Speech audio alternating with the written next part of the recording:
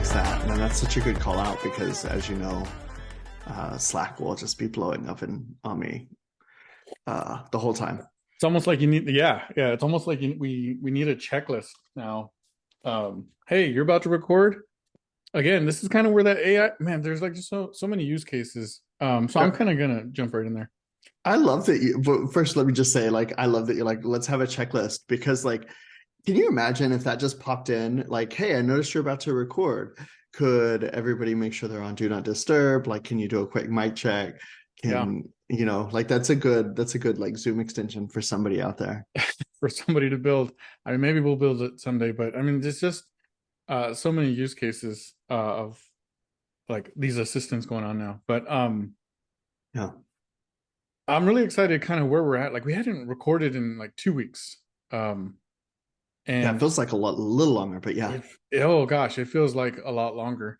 Um, and a lot has like kind of happened or changed. And I don't really like to say change like in a negative way because in tech we pivot so hard and so fast, like pretty Yeah. often, right? It's the whole agile manifesto kind of thing. Maybe I'm misquoting that, but it's the idea that we can be very agile, right? In the true sense, meaning that we can pivot on a dime if we need to. And sometimes that's what we have to do.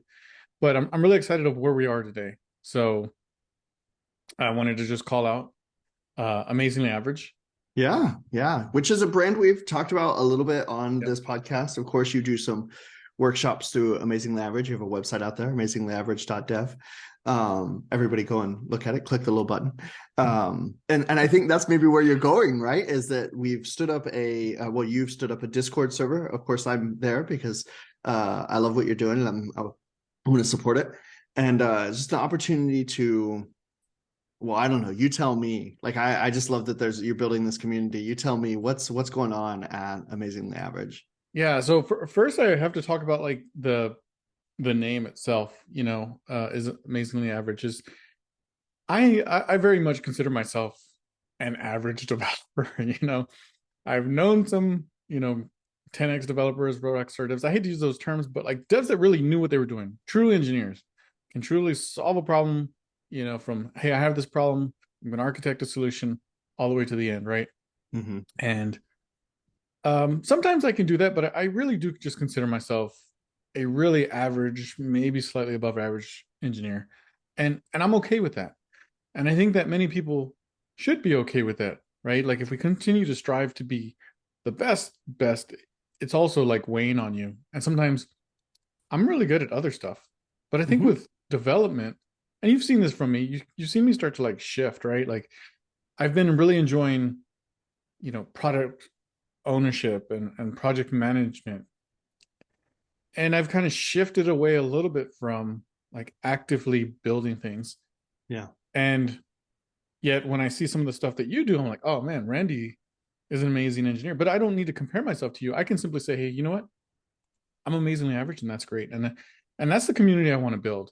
I want to Yeah. build a community where folks can say, hey, I'm pretty okay at this thing, and that's okay. Yeah, I love this because, like, I mean, I love the idea of building a community around this. I also just want to call out that, like, I mean, just the numbers game is that most people are going to be average, uh, and so like, there's nothing wrong with that. That's Right. that's the whole point of average. The average is like what most people are. Nothing wrong with that. And so like, the way that I think about this a lot is like, there is a huge hustle culture. We've talked about hustle culture on the podcast a lot. And I think it's really, really endemic to software. Everybody wants to be like the 1% of software engineers. FANG is a big thing. Like everybody wants that FANG job. And I feel like Amazingly Average is a celebration of the opposite of that, of just saying like, you know what, I'm going to be pretty good at my job and then I'm going to have another life. And I think that's really, really outstanding. And it's cool to see so many people joining in. I also just think that there's something great about a culture in a community that is built around just celebrating what we accomplish instead of always trying to like, strive to like push the bar or like do something like stellar and amazing. Just saying like, hey, I made this thing and I think it's pretty cool. And maybe you think it's pretty cool too. Right. Yeah. I mean, talking about like things that we're building, Wordwall is a thing Yeah. that I'm building. It's live now, wordwall.app. Um, it's it's very average. It's very much like an MVP or proof of concept at this stage, but that's okay. We've talked about like everything going to production from day one. It's something that we're like really passionate about. Like if we're Yeah. when we get these workshops going, which we'll talk about shortly. Yeah. Um, Wordwall is a way to help facilitate teaching for me. I remember when we were both in well, you can remember because you used to teach, so you can probably talk about it in a minute. But like when we were in vet fit at USA and even like growing up, we can remember that there would be like these word walls or the desire to have a word wall because they kind of help to set expectations. These are some of the words and terms that are in this domain that I'm going to learn, or maybe the teacher or instructor is going to cover. But we have these walls, right? And it's basically just a wall of words on it or terms, nothing fancy. And the cool Yeah. thing about it is that the students can ask what this word is, right? And they can always come back to it. Now, this is just a digital version of that word wall, and it's not novel. It's not nothing new. There's some other different versions out there, but again, there's nothing wrong with building your own version of a thing. Yeah. I'm not trying to compete with those or trying to do better. It's simply the fact that I can control this and I can make this look and feel and operate the way that I want to. But anyway, I'm super excited about Wordwall, and it made sense that the first Wordwall was on AI, Yeah. being that it's everything we're hearing on a daily basis in our not even if you're not even in tech, you're Yeah. hearing the term AI assistive tech every single day. So it made sense. The first word wall is on AI. So if you haven't seen it, go check it out. Leave me some feedback. And I'm gonna go back to Amazing Average. One of the reasons that Amazing Average is important is because we want to show off the things that we're proud of, Yeah. right? So I'm Yeah. gonna post it in there, and it's an easy way to get feedback. So I'm one of those folks that's not like I'm not like a OG Discord person. I think you've been on Discord like a years before I did, right? So I'm not an OG like Discord person, but I've really come to see the value of it in terms of building community and getting rapid feedback. You mentioned rapid feedback in the past. There's no faster feedback that you can get than on Discord. Like if you have a website and you have a little feedback button, that's great, but Discord like facilitates ongoing conversation on that thing. So you Yeah. post, yeah, I think there's something, sorry, I didn't mean to interrupt, but I do think there's something special about the way that Discord is growing. We're seeing more and more like tech companies move their like community engagement platform there. Um, of course, like candidly, we've used Discord for Anvil for a while.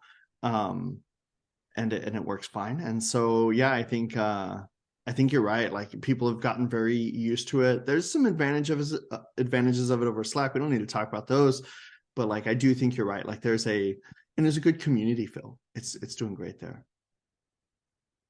yeah. So amazingly averages there. Anvil's on its own Discord server, and there's a reason for that because they are two different things. They're both Yeah. about what we're about, but they're really two different things in its entirety. And we kind of talked about this the other day because at one point I couldn't really see the difference. Like it wasn't crystal clear. And we Mm-hmm. talked about this, I think, just last night, where Amazing Average is the community, right? Is the Yeah. folks that we want as part of our network.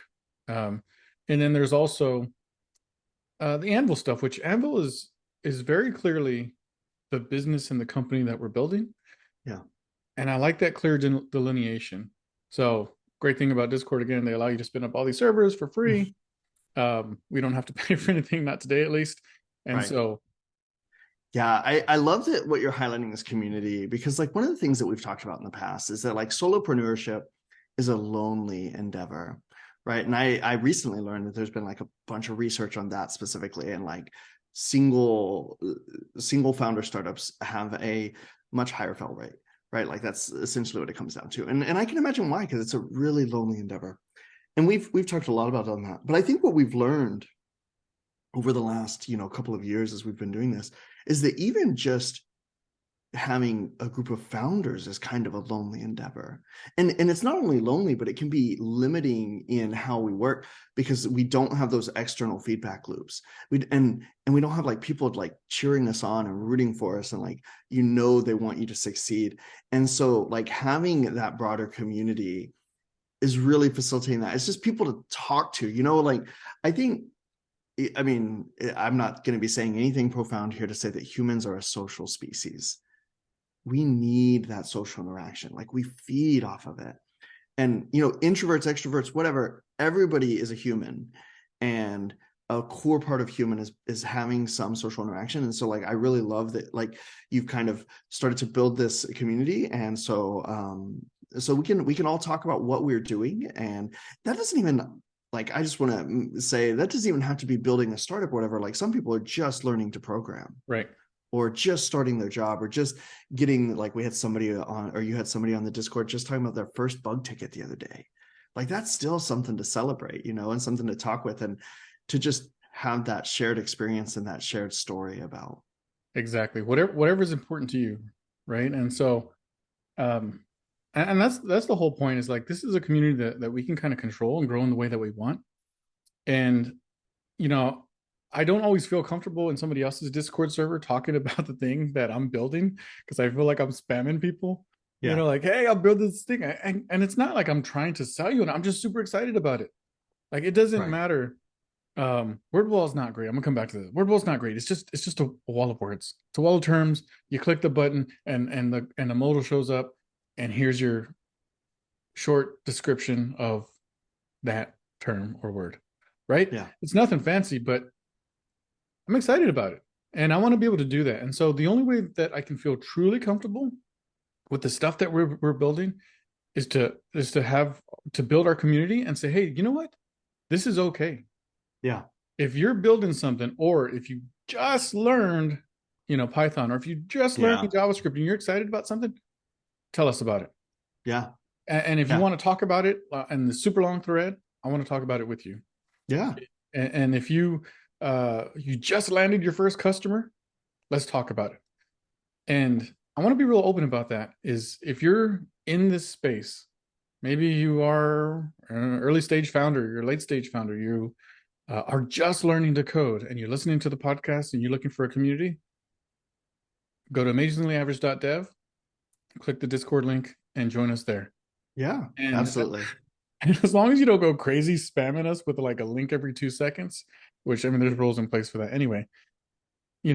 Talk about it and share it with us, because that's the community I want to build. Like we've made no like secrets about this. We haven't said, oh, we're gonna do this thing in secret. No, we've talked about this for a long time. That was the whole point of the We're Not Saving Babies podcast, is to kind of track our progress. Mm-hmm. And I was talking to someone about this at Render.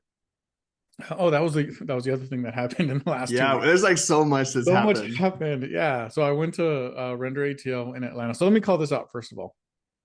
I know you've been to a ton of conferences. Um, and conferences are just like so great. And Render ATL in 2022 was kind of not so great because of the logistics. Mm-hmm. I won't get into it, but 2023 was like 1,000 times better. And I know folks that didn't go back to Render because of the experience they had in 2022. So, but at the same time, Justin Samuels, right? They're still kind of an early startup, if you will. Like Render itself can be considered a startup. It's a company that's still early, maybe like 5 years in. And so they experience growing pains, but they're getting it together. And it was such an amazing experience. But what I'm getting to is that give people a second chance. Give Mm-hmm. them another opportunity to prove that they can do what they can do. And Render did that this year. The hard work that those folks put in, from start to finish, was an amazing experience. And it's the same thing, with anything that we build, with something that you build, right? I want to give you an opportunity. Yeah. Again, opportunity would probably be the thing. If it was like what's the term of the day or the week or the month or the year? Opportunity, right? Yeah. Yeah. I think that's a really important one, is like, I don't know. I've said it before on this podcast. I think like, trust is asymmetric, and I'll go one step beyond that and say trust is an asymmetric advantage. if you can, if we can as people, in my experience, default to just trusting that somebody is a clear, good partner. If I can start with that in mind, like I get to skip all of the relationship building and trust building part and jump part to the part where we're productive. And I can let that validate the, it's like trust but verify. I can allow that to validate the perspective that like I can trust and rely on this instead of having to like go through this like sort of like, you hear in teams like there's this forming, storming, norming, performing. Like all of that is trust, right?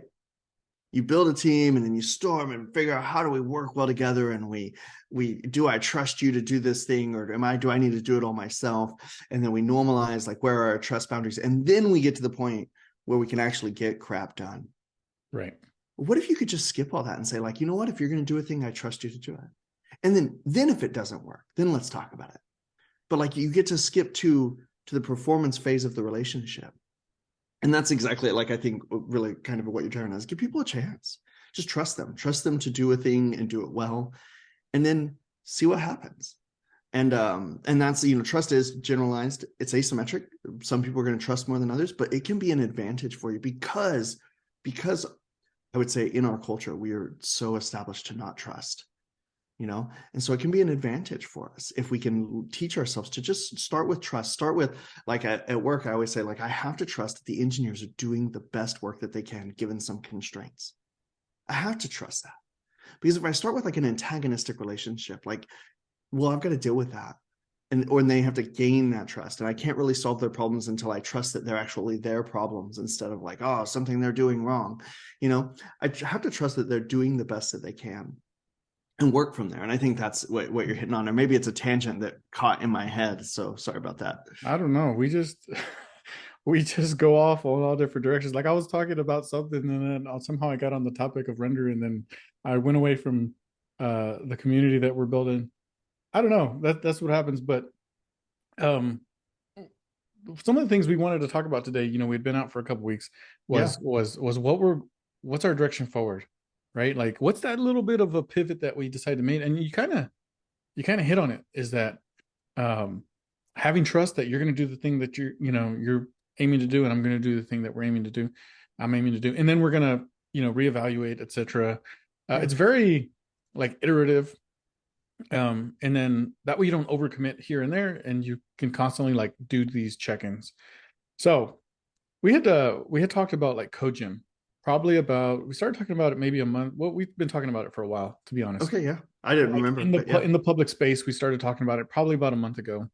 And if anybody doesn't know, CodeGym is our implementation of a workshop system, right? So, Yeah. for anybody that's not sure what we're talking about, I'm going to kind of just really break it down. So, most of us, average people, we sign up for a gym membership, and then we don't go, and they continue to take our money. That's usually what happens, Yeah. right? That's like really, really, yeah, that's very candid. So you got this gym membership. Now, if you were to go, you could go to their website and you could see that they would have a calendar up, and the calendar would have, yoga on this day taught by this instructor at this time, and they would have, this other high intensity class, which I'm not going to that one, but there's a high intensity class at this time, right? Yeah. Well, the gym model is a really nice model because it says that I can go to this thing that interests me if I have time. So Yeah. I'm like, oh, okay, I put it on my calendar, I'm gonna go to this one. And then I can go to one, 2 days later, 3 days later. CodeGym is very much like that. That's the way it's structured to be. Is we're gonna start here real soon. My goal is June 24th. So if anybody's listening, put that on your calendars. June 24th or 6th. It's a Saturday. 9 to 11 a.m. Central Standard Time. I used to do these before under the Amazingly Average brand, but Yeah. CodeGym is something that I've seen Randy teach before. He's seen me teach, and it's something that we're both really passionate about. And so under the Anvil brand, CodeGym will exist in a workshop form. We'll be starting off with one workshop a week. The goal is to maybe get to 2 or 3 workshops to where, based on your schedule, you could make it, right? So Yeah. instead of a class that you go to where you sweat, CodeGym is like a gym minus the sweat. Yeah. One, and so this is, I like that you're calling this out. It's not like boot camp. It's not like a class, like a college class. We're just going to be putting on workshops. Like you can come and attend one and come and attend the next one. And the topics are just going to be things that, similar to this podcast, might be tech adjacent, might be tech not adjacent. Like we might actually write some code in some of those and teach you some techniques and strategies. But it really is about two things that, if you know, listeners of the podcast, I think, are very familiar with. One, we have a passion for early career engineers, but I don't even want to say like it's just, I mean, just early career engineers. I think it's just about accelerating your career where you are. But also that, like, honestly, when you look at the landscape of learning to code, like we felt like this was, or not learning to code, but even just like acclimating to tech, we felt like this was like a gap in, like you can pay for a boot camp that's months and months long, and at the end of it you might get a job, and it's, you know, a pretty hefty investment both in terms of time and money. Or you can buy a Udemy course, which is transparently a pretty low financial investment, but like you're still kind of on your own, right? And so we're like, well, how do we solve the on your own part without charging tons and tons of money? Because like honestly, like, I mean, you shouldn't have to pay a ton to learn stuff. Like, I mean, we want to make this sustainable for certain. We don't necessarily want like there to be like a door behind education, right? Or a door in front of education. And so like we wanted to find a fair price point for folks to join, that they could get pretty frequent value, right? Like good cadenced value out of it, and interaction to answer the questions that matter to you right then. So that's, I mean, you mentioned pivoting and iterating earlier. Like we're hoping to get to a place where we can say like, what do you need to hear about? Like I know you had somebody reach out and say like, can you teach me Ansible? Yeah, absolutely. We can do that. We can put on a whole workshop on Ansible if that's like what people need to know about. So I have to first ask the question: Yeah. how many Udemy courses have you ever finished? Oh man. um, you know, this is maybe one. Maybe one. I, at the top of my head, I can think of exactly one Udemy course that I know for sure I maybe finished. Definitely, like I mean, I'm not even sure I finished that one. And of course, the one I'm talking about is Grider's React course. Yeah. Uh, Oh, I know for sure I didn't finish that one. I don't remember if I did, and I kind of think maybe I did, but that is probably like if I didn't finish that one, I definitely didn't finish any of the others. Yeah, so I can say 100% I have never finished a Udemy course. Probably the largest percentage that I've gotten through with any Udemy course is 50%. And that's one of the problems. And I'm not alone here. Lots of folks will pay. Let's think Udemy on its low end, right? Pre-pandemic, you could probably get a course for like $10 Yep. on Yeah. discount. And then, but most courses, like on average, are in like the hundreds of dollars range. I mean, the value's there, lots of content, Yeah. but the problem that or the gap, I like to say that CodeGym is the middle of the road. It's like Middle Yeah. Earth, right? Is on one end you've got, you know, the boot camps, crazy expensive. I've seen some like 30 grand, about $30,000 for someone to teach you how to code at a really fast pace, and you probably only retain about 5% of that information because it's so fast. Your brain just overheats, Yeah. and you don't have any time to rest in between. So right, so that's the high end. Now the opposite of the end of that is you have all this, information. Uh, there's free code camp. There's YouTube. There are all these documentation, right? And that's a great way to learn because it's free. The problem is that in a lot of these spaces, and not just tech, is you don't know what you don't know. Yeah. And you can't really get that. Now, again, I'm not speaking for everybody because some folks can just, everybody learns differently. But Right. for the most folks, like average folks like myself, when you don't know what you don't know how to figure that out, Right. especially early on. And so this is the middle of the ground. This is, hey, we're not going to charge you thousands of dollars because that's pretty ridiculous. Most people can't afford to pay that. Right. Those companies can't even guarantee you a job at the end of this. So we're going to charge you something that's reasonable. We're going to provide maximum value, and we're going to help you to close the gaps. Right? You're going to close the gap from I think I know a thing, I'm starting to learn a thing, to oh crap, That's a thing. Yeah. We've seen this before. You used to teach. Well, we still continue to teach. I don't want to say we used to teach. We still continue to teach everything that we do. And you'll constantly see stuff like, oh, I didn't even know that was a thing. Right. So you talked about 7 docs in the Yeah. Discord server. Yeah. All of a sudden it's like, oh, that's a thing now, right? Because we don't know what we don't know. And when somebody can share that with us, that's the value that we're looking to provide is let's close the gaps. Let's, and it's going to happen in many ways. One is we're going to mention something. Have you heard Right. of this? And then you as a responsible learner are going to run with it. And you say, okay, now I have to go see what that is. Even if I don't go deep, I'm going to at least see what that is. The other thing that we're going to do is we'll probably be sharing our screens, right?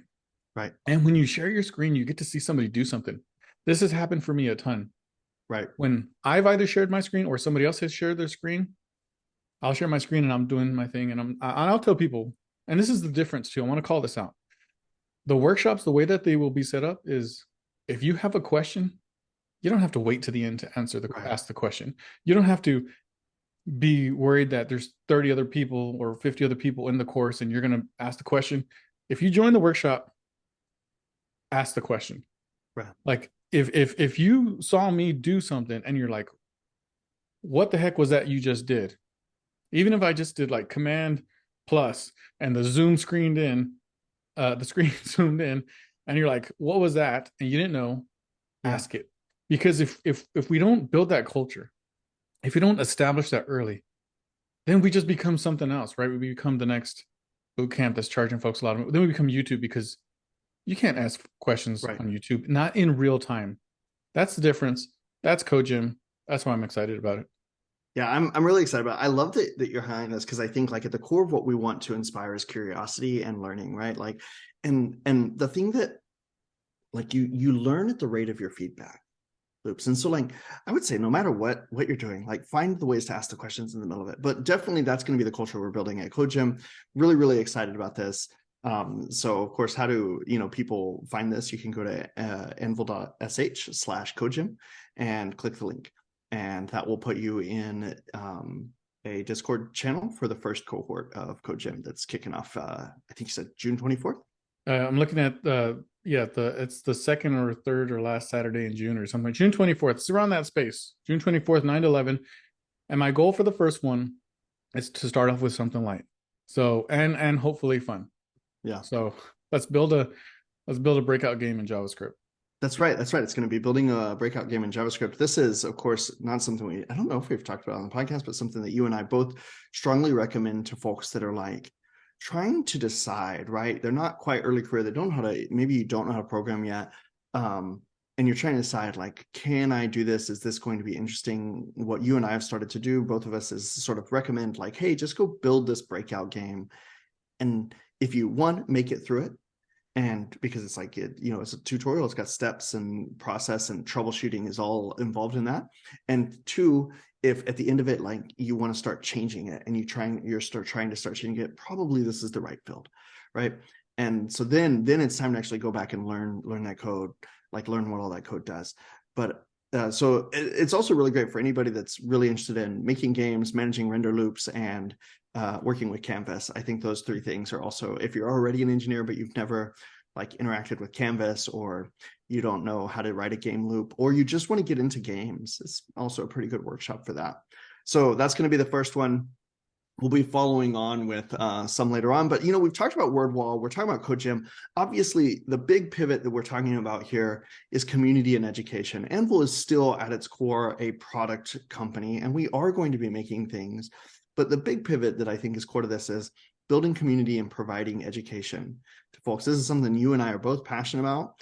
And I think candidly, we've been working on Anvil for a while, and we kind of realized that like we're not making the progress on the products that we wanted to, but not because like they're hard to make, but because like our passion lies somewhere else. It really lies in helping people get ahead and helping people move forward. And so that's really, I know we're talking a lot about CodeGym, and I'm glad because that's what we're focused on today. But it kind of takes me back to Wordwall, because like the thing that I think about is you mentioned like the unknown unknowns. Like this is what word walls are great for, is like because language, shared language is the great equalizer, right? Like when I know the right words to put into Google or Chat GPT, the quality of my responses are so much better. And that's not even like taking an unknown and making it a known. It's just saying like, you don't know this thing. Right. And so just that by itself is so powerful. Of course, as a teacher, I used Wordwalls a ton. I love this app that you've built. I'm hoping we can get a whole lot of segmented Wordwalls out there. Right. We can go to like wordwall.app/AI or wordwall.app/ whatever else. Maybe we have one on engineering leadership at some point. Um, and stuff like that to help people like get the vocabulary to start grounding themselves in a new reality. And so yeah, really excited about these two products together and the Amazingly Average Discord server. Again, if you're just really interested in following along with what Anvil and what Ram is doing, and what I'm doing, like join us to just chat on Amazingly Average. I think that if you had one takeaway today, it would be go to amazinglyAverage.dev and come talk to us. Come join us on our journey. Yeah, I like that you call that out.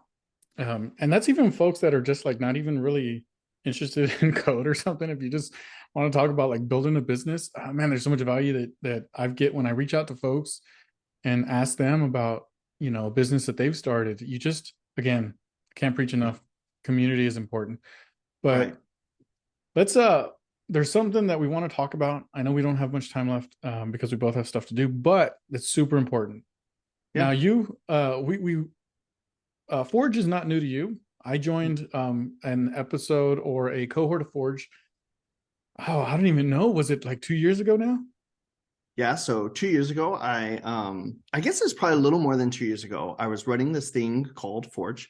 It was actually still a part of the Anvil brand. Anvil was a thing even way back then. I think, yeah, because the server was called Anvil at the time. And I'm really excited about this podcast, just to pause real quick, because we were able to introduce so many new things today. And like that, like Amazingly Average, Wordwall, CodeGym, and now we're talking about Forge. It's like our own little version of WWDC here. Yeah. It's like, so anyway, Forge is something that I've run a few times. It's a very different focus. It's a dedicated 12-week cohort. It's not a program, it's not a system, it's just a cohort of people with an entirely different focus. And what Forge does is it gets a small group of founders or aspirational founders, people with an idea that want to build something and bring it to production and bring it to people to vet their market.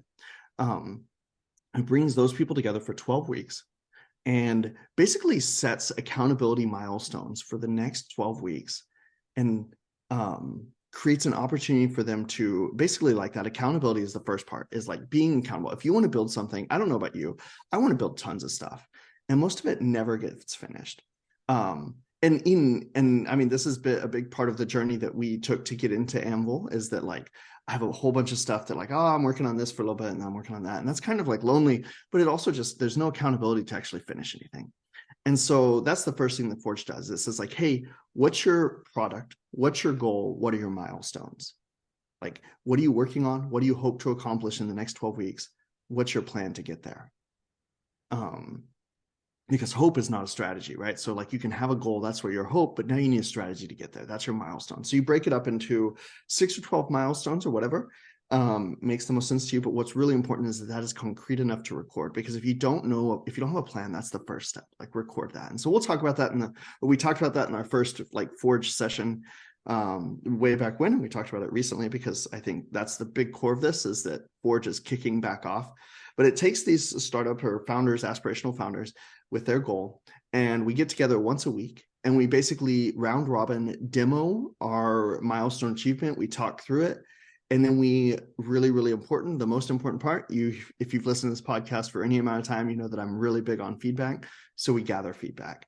This is an opportunity for other people, other founders, to provide feedback based on the process or the implementation, and say like, oh, maybe this needs to change, or do you think customers will be okay with this, and this, or have you tested that market? And that's really at the core of it. It's in 12 weeks. The goal is to get to something that is market testable. because and part of the reason that we're kicking this back off is that it's a great opportunity for Anvil to shift its build focus. But the second thing is that somebody said something to me really, really recently, and I was like shocked at how profound it was. And we focus a lot on build felt startups, not side projects, right? And he said, if you haven't tested your market, how do you know you're building a startup? And like the assertion was, if you haven't tested your market, you're not building a startup. You're building a side project. Because if you don't care about utilization, like then it's not a product. And that was just so profound to me, to focus on building things and getting them in front of a market and testing the market. And so Forge is kicking off. We're running through one right now, but we're internally kind of to re-grease the skids.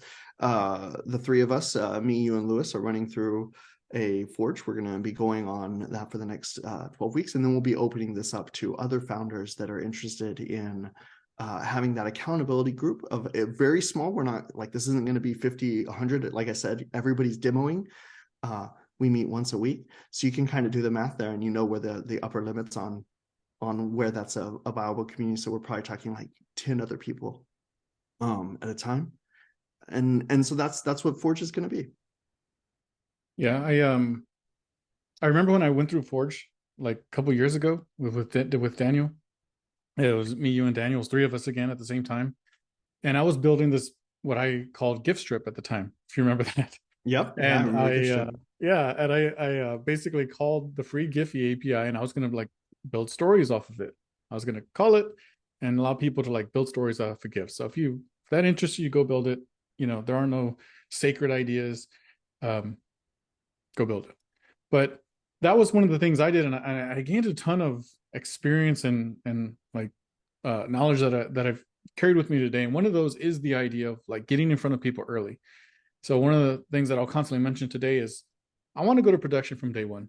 Yeah. Now, if you're super early, like you are just learning the code, then that doesn't really work for you, because it increases the scope of your learning, and you need to kind of be more focused in the beginning. But if you know how to do certain things, instead of just building a side project that's going to live on your machine, I'm going to tell you, go to production from day one.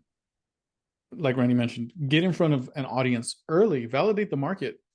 Wordwall is a great example of this, because I want you to know that I'm practicing what I preach here. If I'm telling you to go to day one, Wordwall went to production from day one.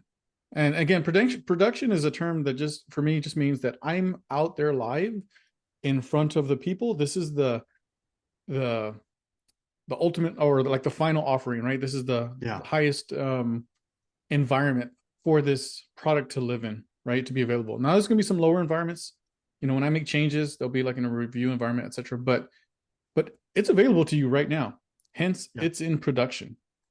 I mean, there's no way of capitalizing on it today. That's okay, but it's still in production. And when you change your mind, right? When you change into that, like, I'm building things for people, as opposed to I'm building this thing because it seems interesting on the side on my machine and it's not going to go anywhere. It's totally different.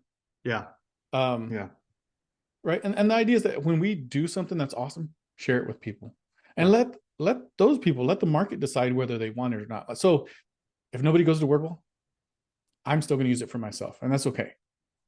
But if people start to give me feedback and say, hey man, can you add this? Can you add that? Okay. I've validated the market at that point. Right. So I'm coming back to Forge.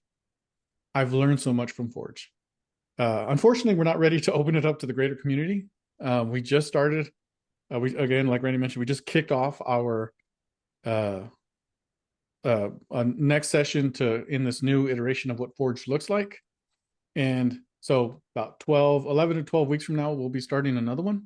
That'll be open to the public. When I say open to the public, as an offering. So we'll kind of let people know. And it's really important to make sure that you're in the Discord server.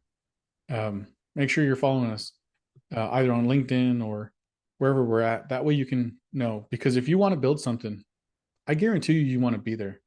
The feedback that you're going to get, you're going to start to close those gaps on, I don't know what I don't know. Yeah. It's super valuable. So I'm really excited about Forge. When we talk about the things that we're doing, we often use the things we're building to help the other things that we're building, if that makes sense. Yeah. right? So we're using Forge to help us facilitate the building of Anvil things, CodeGym, right, Right. etc. And that's Right. a Yeah. really important model to understand. Is I think many people simply build one thing and then they can't repeat it. They can't do it again Right. quickly. But when you get in that habit of leveraging and building other things, putting a system in place, that's what it comes down to. You're putting a system in place that helps facilitate, rapid feedback and rapid iteration and rapid spinning up of new, startups or business ideas. That's where you want to get to because the next one comes along faster and you can get in front of an audience that much faster. Absolutely. And that goes back to, so many of the things that we've talked about here. Of course, like iterating on your successes and learning from your successes are really a really important aspect of that, because when something works well, if it helps you move faster, you want to ask, like, what helped me move faster here? Was it process? Was it tools? And then you want to double down on it, right? Like how the things that allow you to get stuff done quicker. And you mentioned systems. Of course, I have a strong bias towards systems engineering, which is for better for worse for us. But I mean, it's sort of when we get to a point and you're like, oh, this would have been faster if we could have done it this way, then we can build a system around that to make it move forward. And Forge is just another one of those sort of systems to allow us to focus on a tighter iteration, and a focused goal, right? Because a lot of the things that we've kind of been doing for maybe the last 3 to 6 months is we're building a thing, but we don't really have like a focused goal or in a time frame to meet it. And we don't want to like create that pressure of like deadlines and stuff, but we do want accountability. And so I think that's the tension between deadlines and accountability is really important to call out. And that's what Forge is really about, is creating that accountability. We both have to run, but in this world of AI, right, that's all around us, if there was something you could leave the community with, what would that be? Yeah, I think it's so interesting you asked this. I showed my wife probably for the first time like ChatGPT the other day, and like her reaction was pretty strong to it. And I think I won't go into what she and I talked about. We had a really great conversation. But the thing that I would leave the community with is that it's time to get creative. If you listen to this podcast, you should be on Amazingly Average.